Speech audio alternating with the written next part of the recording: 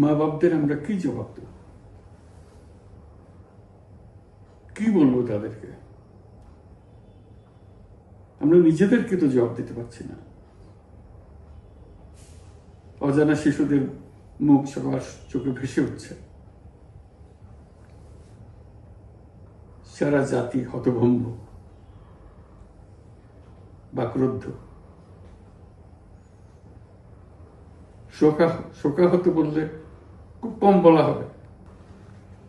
এই দুর্ঘটনার রেশ এখনো কাটেনি। এখনো লাশ আসছে হাসপাতালে, এখনো হাসপাতালে মারা যাচ্ছে।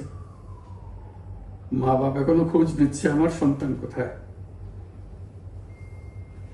তাকে আর কোনোদিন চেনা যাবে কিনা। যাদের লাশ দেখছি তার মধ্যে আমার সন্তান আছে কিনা পৃথক করার তো কোনো উপায় নেই। এরা আমাদের সবারই সন্তান, হঠাৎ করে চিরদিনের জন্য চলে গেল।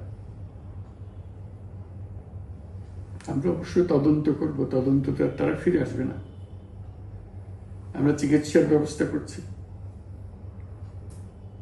সবাই ঝাঁপিয়ে পড়েছে। সকল হাসপাতাল, সকল মানুষ ছুটে আসছে।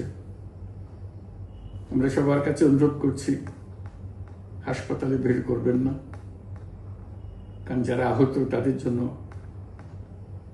এটা ভালো না।